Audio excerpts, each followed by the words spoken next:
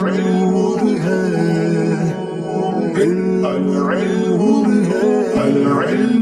اللہ الرحمن الرحیم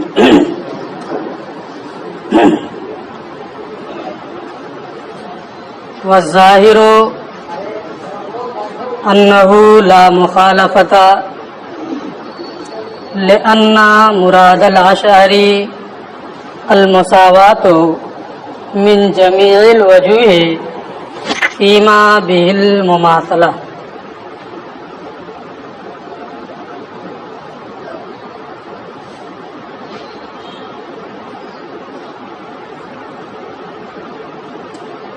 صاحب بدایہ نے یہ فرمایا تھا کہ مماثلت کے لیے ہمارے نزدیک من کل الوجوہ تمام اوصاف میں اشتراک سے ثابت ہوتا ہے۔ یہی امام ابو الحسن اشعری نے بھی فرمایا ہے کہ مماثلت ہمارے نزدیک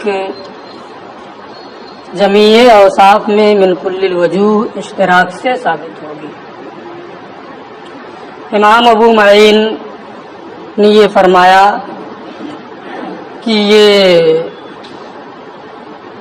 اہل لغت کے استعمال کے خلاف ہے، فرمان رسالت کے خلاف ہے،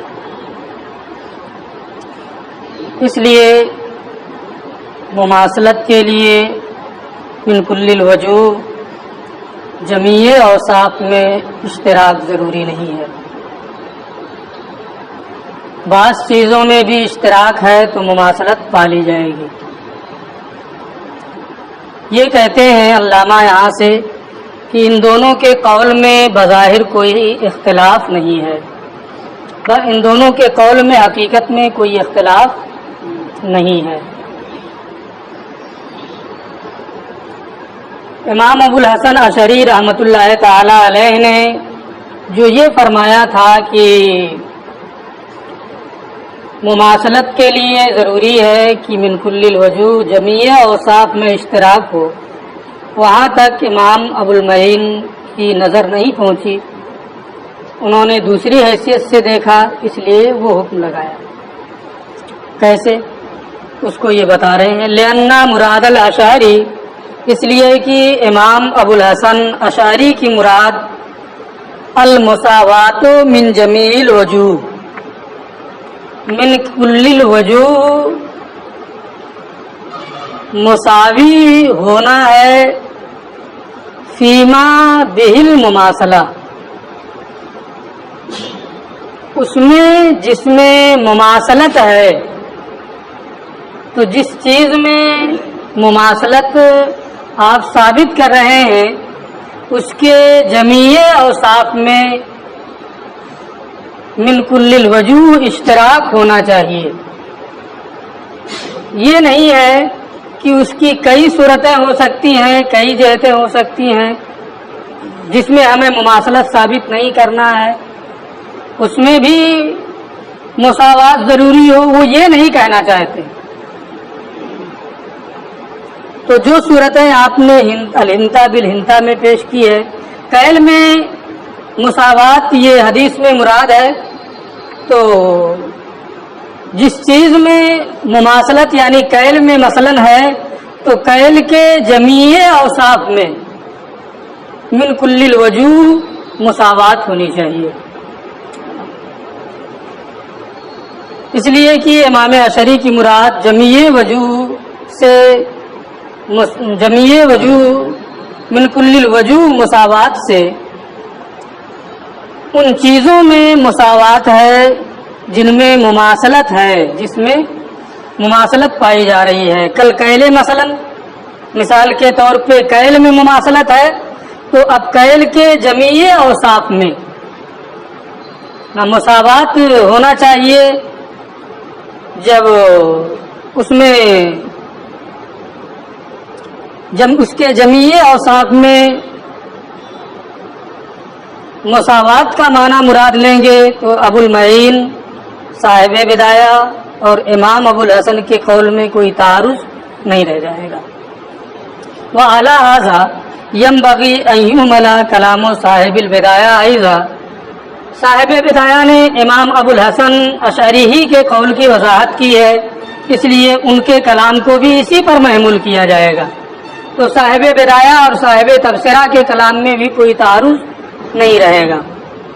वहिल्ला फ़इश्तिराकुश शयअैन फ़ी जमील औसाफ़ व मुसावातुहुमा मिन जमील वजूह, वरना तो दो चीज़ों का जमीए औसाफ में शरीक होना और दो चीज़ों का जमीए वजूह से बराबर होना, इससे तो ताद्दुद ही खत्म हो जाएगा। और जब ताद्दुद खत्म हो जाएगा, मुमासलत के लिए ताद्दुद जरूरी है। जब दो चीजें होंगी तब ये कहा जाएगा कि ये इसके मुमासिल है। अगर दो चीजें जमीए वजूह से मुसावी हों, जमीए औसाफ में दोनों चीजें मुश्तरक हों, तो ऐसी सूरत में वो तो एक चीज हो गई, दो चीजें कहाँ रह गई, वहाँ ताद्दुद ही खत्म हो गया। और जब ताद्दुद खत्म हो गया, मुमासलत के लिए ताद्दुद जरूरी है, तो फिर वहाँ मुमासलत का कोई सवाल ही नहीं उठेगा। मुमासलत का जिक्र हो रहा है, ये इस बात पर करीना है कि जमीए वजूह में मुसावात या जमीए औसाफ में इश्तिराक दो चीजों के दरमियान ये मुराद नहीं है, बल्कि जिस वस्फ में, जिस चीज में शिरकत का इरादा किया गया है, उस वस्फ में मुमासलत जमीए वजूह से होनी चाहिए।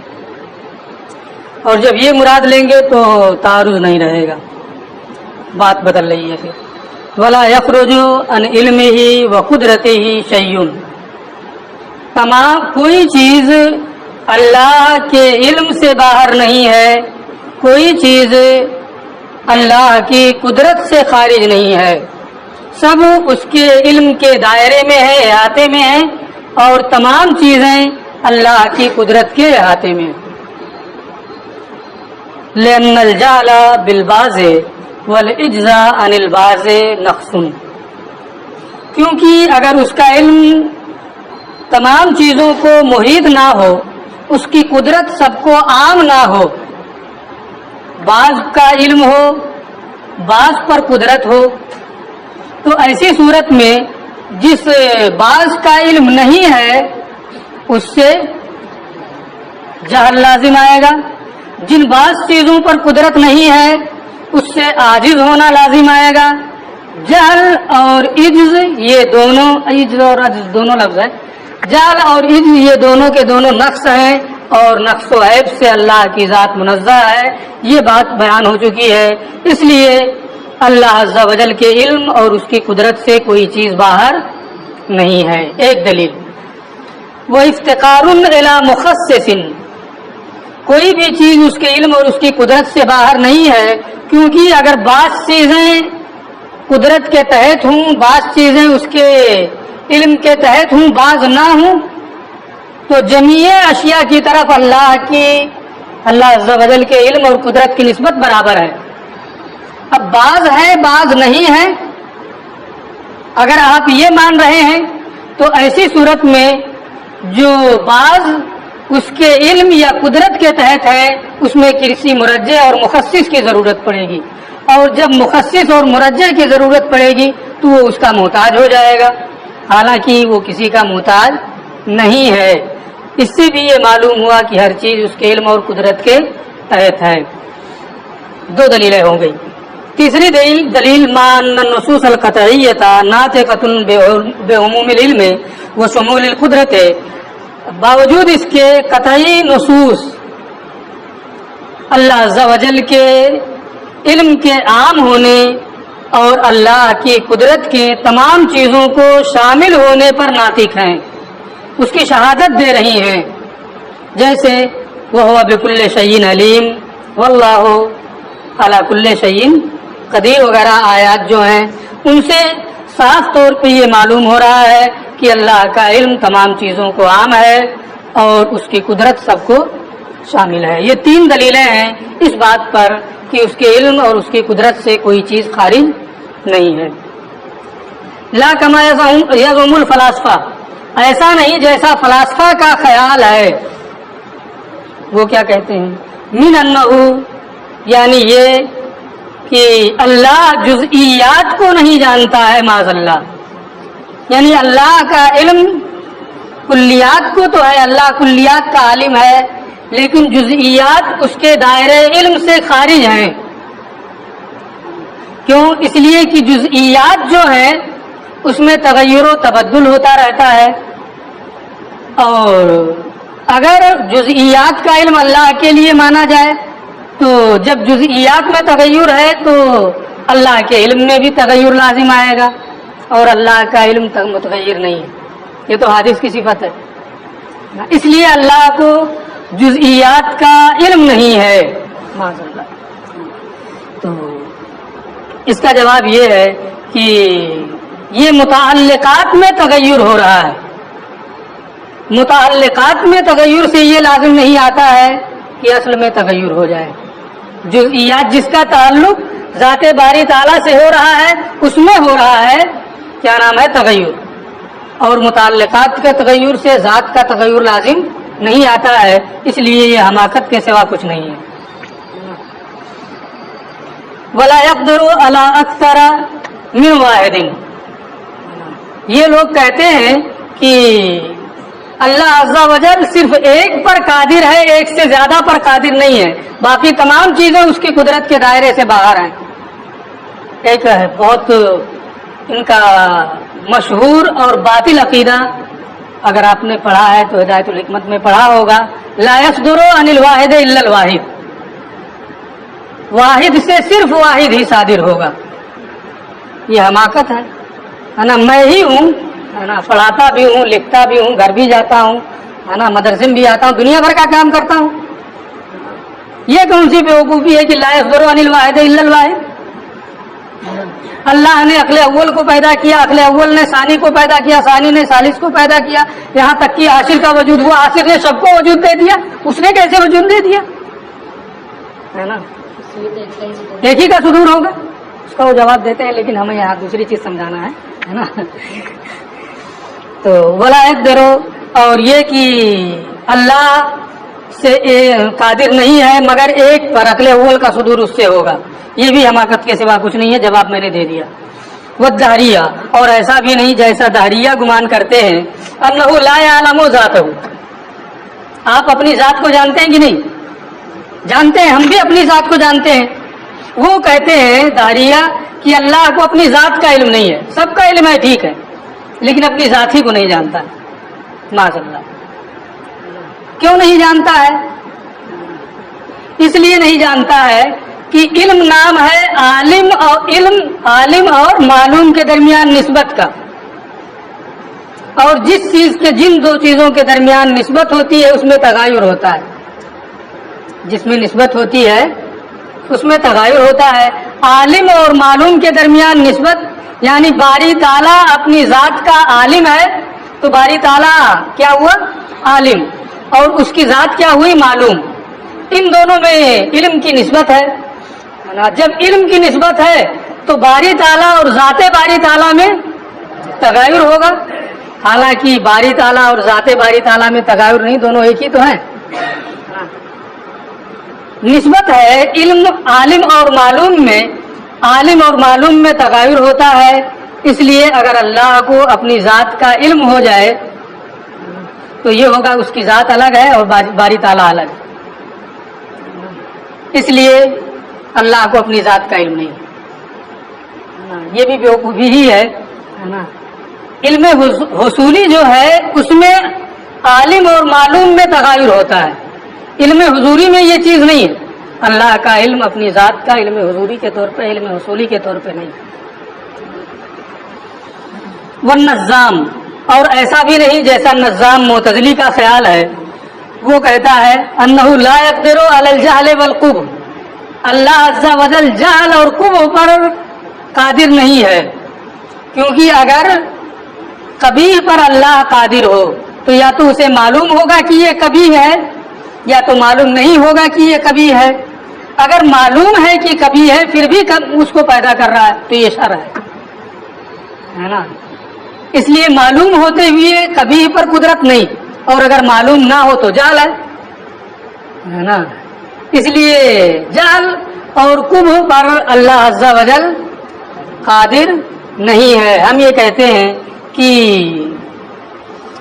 جہل یا کبھ پر قادر ہونا یہ دوسری چیز ہے، جہل اور کبھ کا کسب کرنا یہ دوسری چیز ہے.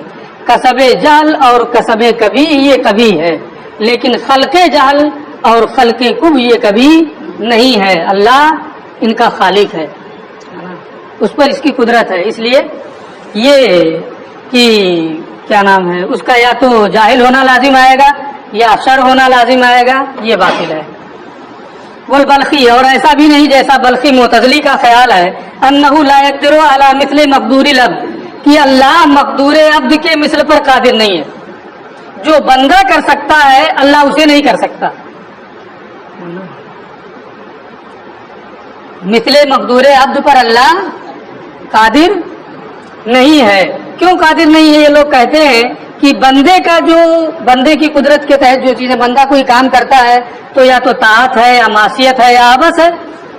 اگر مقدور عبد کے مثل پر اللہ بھی قادر ہو تو اس کی قدرت کا بھی یا تو طاعت ہونا یا معصیت ہونا یا عبث ہونا لازم آئے گا. اس لیے مثل مقدور عبد پر اللہ قادر نہیں ہے. تو یہ بھی ان لوگوں کا کیا نام ہے، بالکل اس کی بھی کوئی حیثیت نہیں ہے کہ اللہ عز و جل بندے کا جو فعل ہوتا ہے وہ معلل بالاغراض ہوتا ہے، اس لیے اس میں طاعت، معصیت اور عبث کا معنی پایا جاتا ہے. اللہ غرض سے پاک ہے، اس لیے مثل مقدور عبد پر وہ قادر بھی ہوگا اور طاعت، معصیت اور عبث ہونا لازم بھی نہیں آئے گا. وعامۃ المعتزلہ، اور ایسا بھی نہیں جیسا عامہ معتزلہ کہتے ہیں، انہ لا یقدر علی نفس مقدور العبد، کہ اللہ نفس مقدور عبد پر قادر نہیں ہے، کہ بندہ جو کر رہا ہے اللہ اس کے کرنے پر قادر. نفس مقدور عبد بے ہی جس پر بندہ قادر ہے اللہ اس پر قادر ہے. کیوں؟ اس لیے کہ اگر نفس مقدور عبد پر اللہ قادر ہو تو ایسی صورت میں تمانو لازم آئے گا کہ بندہ کر رہا ہے اللہ چاہ رہا ہے کہ نہ کرے تو تمانو ہوگا. یہ کرے گا وہ چاہے گا کہ نہ کرے نہ. یہ بھی حماقت ہے. بندے کی قدرت اللہ کی قدرت کو پہنچ سکتی ہے نا، تو تمانو کہاں لازم آئے گا نا. ایک طالب علم اپنے استاذ کے برابر نہیں ہوتا ہے جب تک وہ طالب علم ہے. بعد میں بھی نہیں ہو سکتا ہے اگر وہ سوچے تو ہے نا، لیکن بعد میں لوگ سوچتے ہیں کہ اب تو ہم استاد سے بھی بڑا ہو گئے. بہرحال تو جب وہ یہ حال ہے تو اب اللہ کی قدرت بندے کی قدرت میں تمانو کیسے ہو سکتا ہے؟ تمانو وہاں ہوتا ہے جہاں برابری، یہاں برابری نہیں ہے، اس لیے تمانو بلا وجہ کی بات ہے. وہ لہو صفات، اور اللہ عز و جل کی بہت سی صفات ہیں. اللہ کے لیے بہت سی صفات ہیں، جیسا کہ ماسبق میں آپ نے پڑھا، لما ثبت من انہ تعالی عالم قادر حی الی غیر ذلک. جب یہ بات ثابت ہو چکی ہے کہ اللہ عز و جل عالم ہے، قادر ہے وغیرہ، یہ بات پہلے ہی بتا چکے ہیں یہ. اور ومعلوم ان کل من ذلک یدل علی معنی زائد علی مفہوم الواجب، اور یہ بھی معلوم ہے کہ ان میں سے ہر ایک علم ہے، قدرت ہے، حیات ہے، سماع ہے، بصر ہے وغیرہ ذالک، ان میں سے ہر ایک کی ایسے معنی پر دلالت ہوتی ہے جو واجب الوجود کے مفہوم سے زائد ہے. زائد ہونے ہی کی وجہ سے ذات واجب تعالیٰ پر ان صفات کا حمل ہوتا ہے. یہ کہا جاتا ہے اللہ عالم، اللہ قادر، اللہ حی سمیع بصیر وغیرہ ذالک.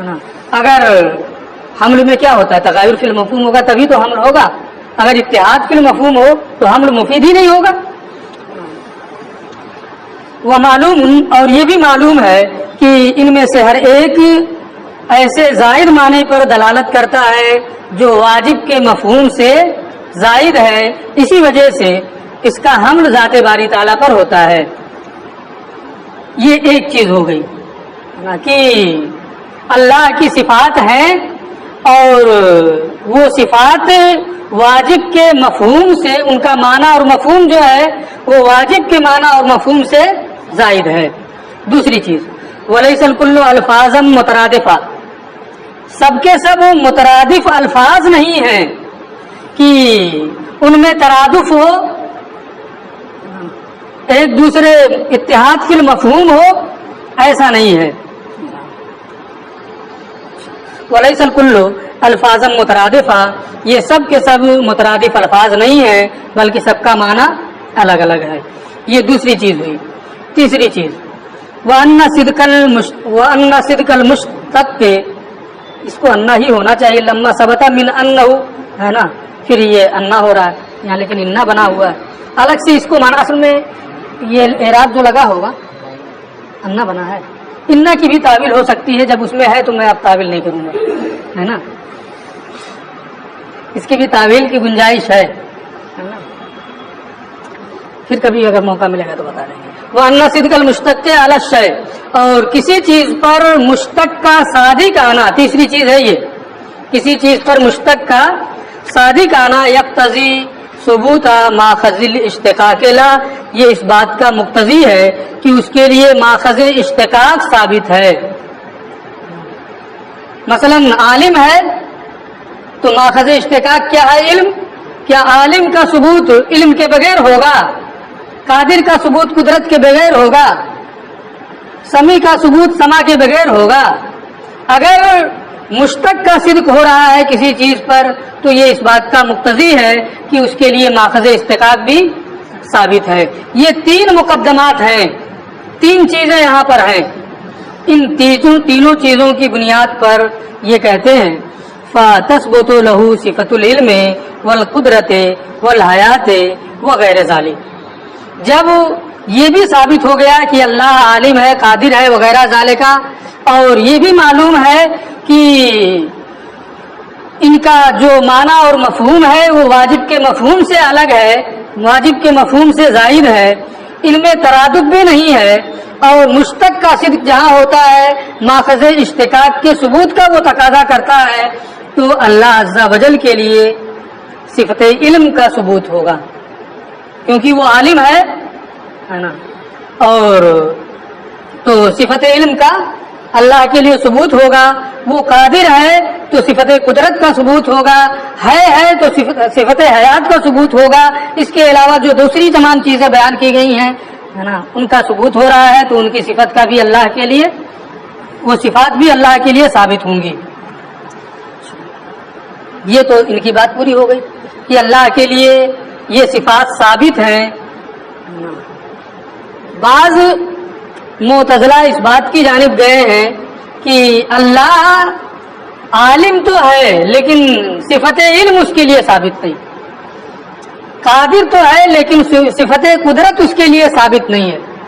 یہ بالکل بدیہی طور پہ محال ہے، ہو ہی نہیں سکتا ہے، اسی کو انہوں نے کہا ہے لا کما یزعم المعتزلہ، ایسا نہیں جیسا کہ معتزلہ کا خیال ہے انہ عالم لا علم له، کہ اللہ عالم ہے اس کے لیے صفت علم کا ثبوت نہیں ہے، وقادر لا قدرت له، اللہ قادر ہے اس کے لیے صفت قدرت کا ثبوت نہیں ہے، اللہ ہے اس کے لیے صفت حیات کا ثبوت نہیں ہے، الی غیر ذالک، اس کے علاوہ دوسرے بھی اوصاف۔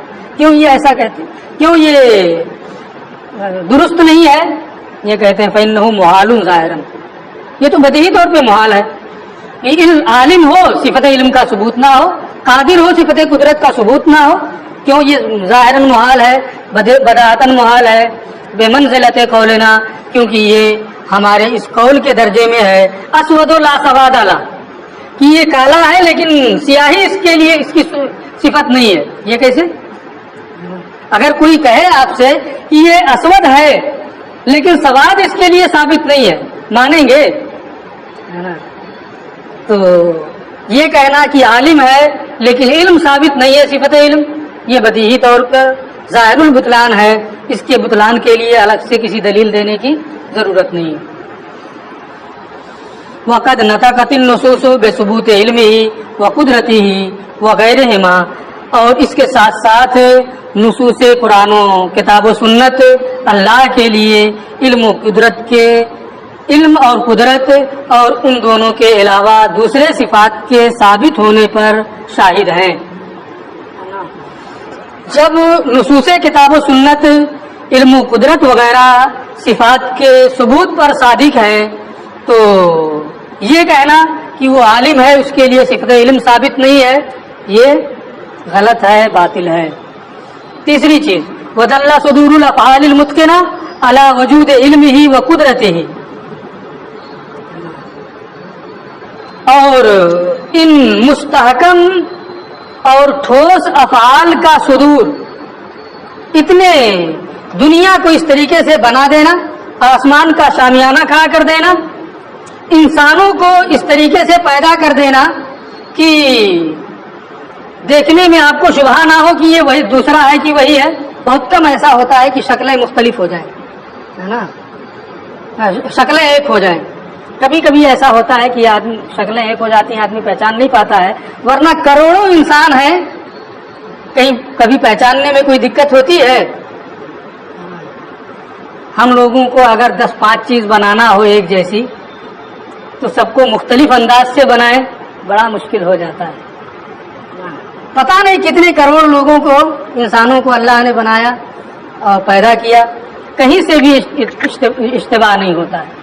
तो ये मुस्तहकम और ठोस अफ़आल का सादिर होना ये दलालत कर रहा है कि वो आलिम है, कादिर है। सिफत इल्म और सिफत कुदरत का उसके लिए सबूत है। ऐसा नहीं है कि सिर्फ उसे आलिम कहा जाएगा, कादिर कहा जाएगा, सिफत इल्म उसके लिए साबित नहीं है, सिफत कुदरत उसके लिए साबित नहीं है। महज नाम है आलिम और कादिर, सिफत कुदरत और सिफत इल्म का सबूत नहीं है, ऐसा नहीं कहा जा सकता। ये आमाल व अफ़आल जो दुनिया में पाए, ये अफ़आल और जो दुनिया में पाए जा रहे हैं, है ना, ठोस, मजबूत, मुस्तहकम, ये खुद इस बात पर दलालत कर रहे हैं कि अल्लाह के लिए इल्म कुदरत वगैरह सिफात का सबूत है।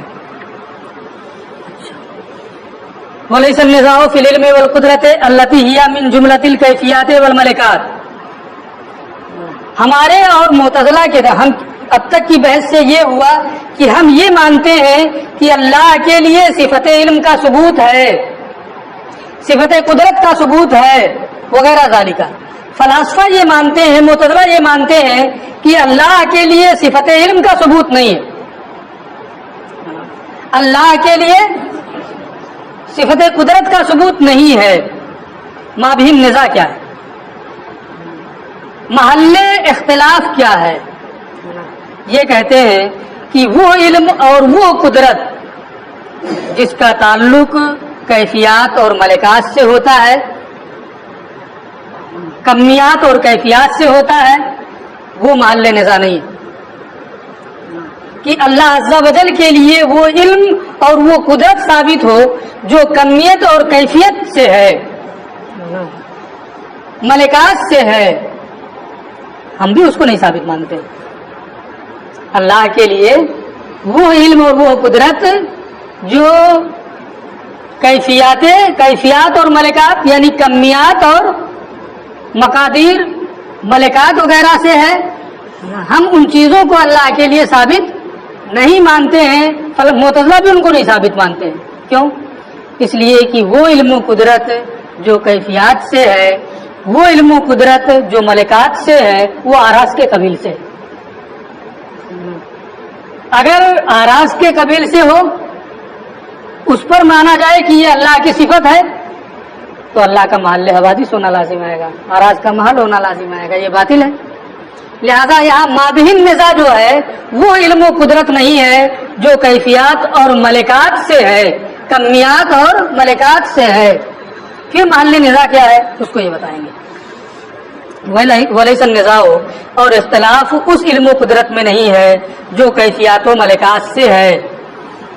लिमा सर रहा भी मशाइखुना, इस वजह से कि हमारे मशाइख ने इस बात की सराहत की है, मिन अन्नल्लाह ताला हय्युन।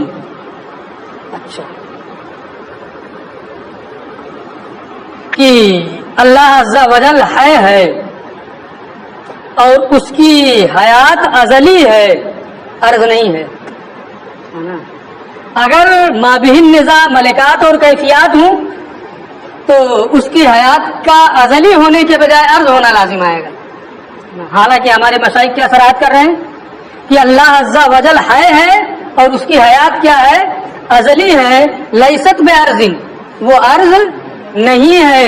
ولا مستحیل البقاء، اور اللہ عز و جل ہے اس کی حیات کے لیے بقا محال ہو ایسا نہیں ہے. اس کی بقا محال ہو ایسا نہیں ہے.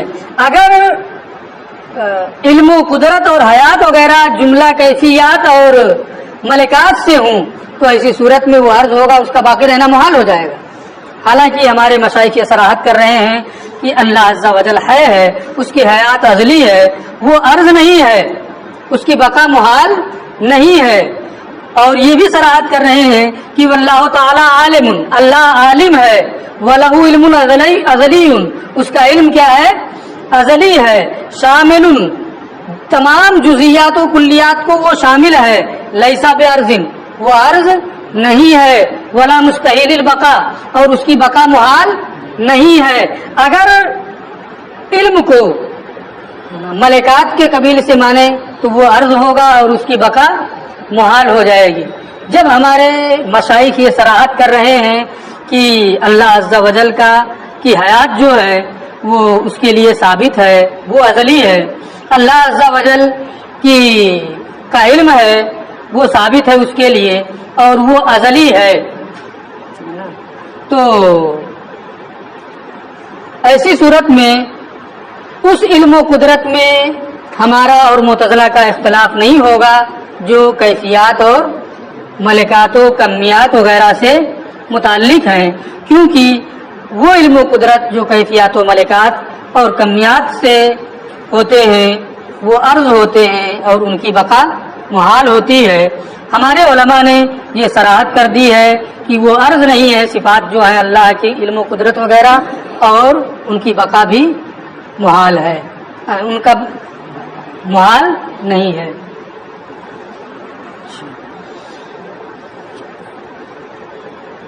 ولا مستحیل البقائے ولا ضروری ولا مکتسب، اور وہ اللہ کا علم جو ہے وہ ازلی ہے، عرض نہیں ہے، اس کی بقا محال نہیں ہے، وہ ضروری بھی نہیں ہے، وہ ضروری بھی نہیں ہے اور کسبی بھی نہیں ہے.